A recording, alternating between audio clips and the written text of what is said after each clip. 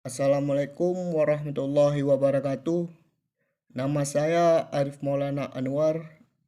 Saya akan sedikit menjelaskan tentang PSAK 101, di mana PSAK ini adalah standar akuntansi keuangan, yang dimana ini diterbitkan oleh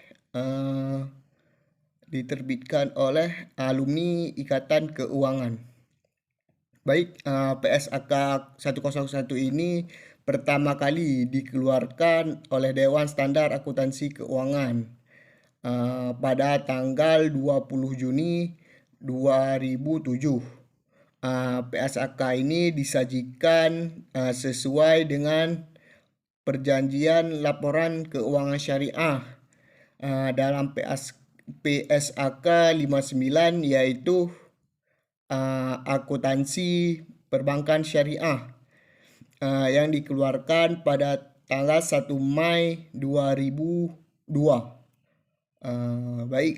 Terus ada neraca, yang dimana neraca di dalam asuransi syariah ini memiliki beberapa akun. Yang pertama itu adalah aset perusahaan yang dapat digunakan untuk operasional. Yang pertama itu ada kas yang berisi sejumlah uang, baik kas yang ada di tangan, kas yang ada di bank, maupun kas yang ada di cek. Yang kedua itu adalah piutang, mudharabah, salam, dan istisna. Dan ketiga ada biaya yang termaksud di dalamnya pembelian, yaitu mudharabah dan musyarakah.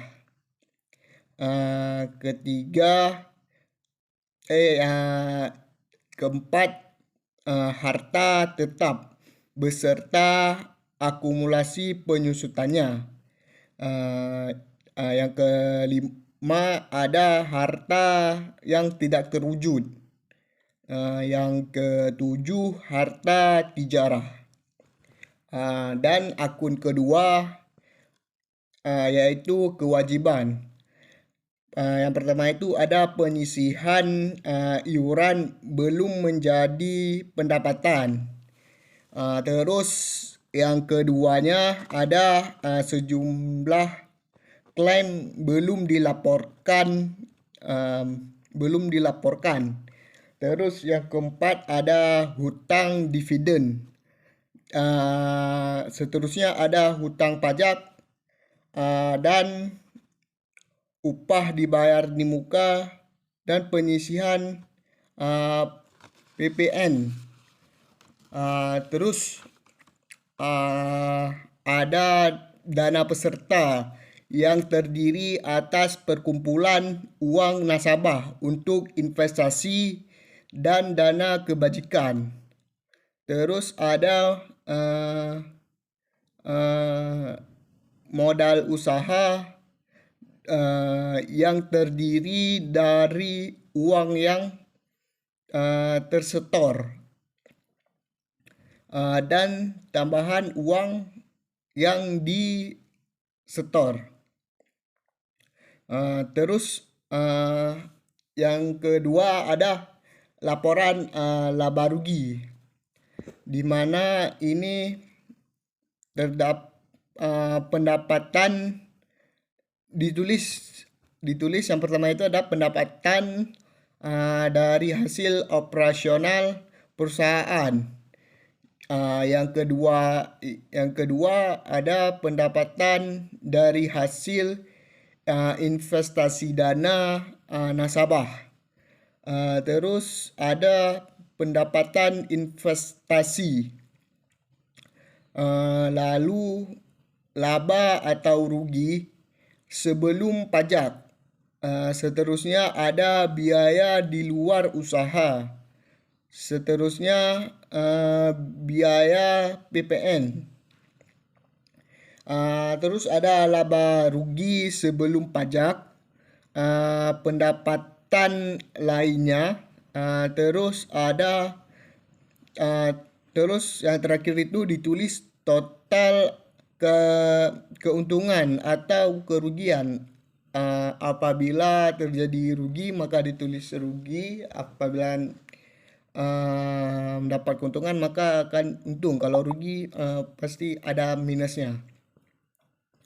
Terus yang ketiga itu perusahaan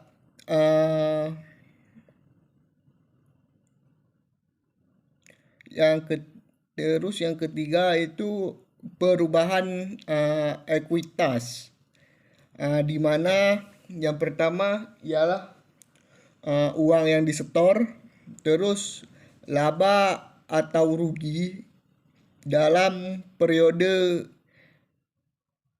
yang sedang berjalan. Terus yang ketiga ada tambahan modal yang disetor. Terus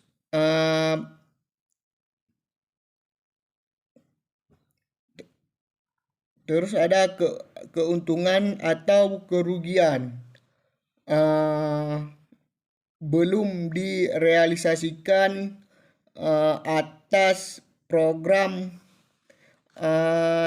tambahan pasti. Setelah itu yang keempat,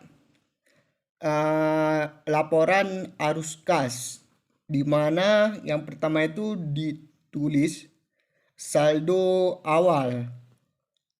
Setelah itu arus kas dari aktivitas operasional. Terus ada arus kas dari aktivitas investasi. Terus setelahnya itu ditulis arus dari aktivitas pendanaan. Setelah itu ditulis yang terakhirnya itu ditotalkan semuanya, apakah minus atau mendapat keuntungan. Dan yang terakhir itu adalah laporan kegunaan dana kebajikan, di mana dana ini digunakan untuk kemaslahatan. Yang pertama itu adalah dana kebaikan yang bersifat produktif.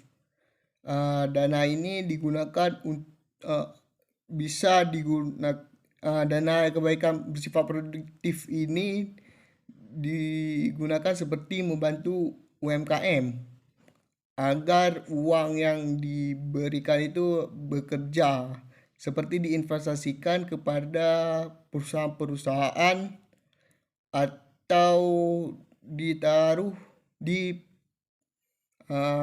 bursa efek, yang tentu di mana pemilihan saham-sahamnya itu sudah termaksud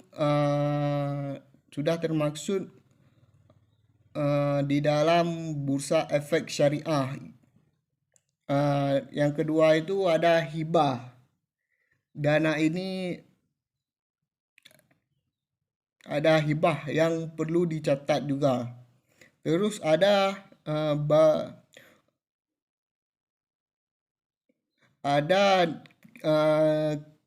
digunakan juga dana ini, dan juga ditulis dana lain untuk kemaslahatan umum, di mana dana ini digunakan untuk kebaikan umum, seperti membuat toilet umum atau memperbaiki jalan. Ini juga dana ini harus ditulis juga di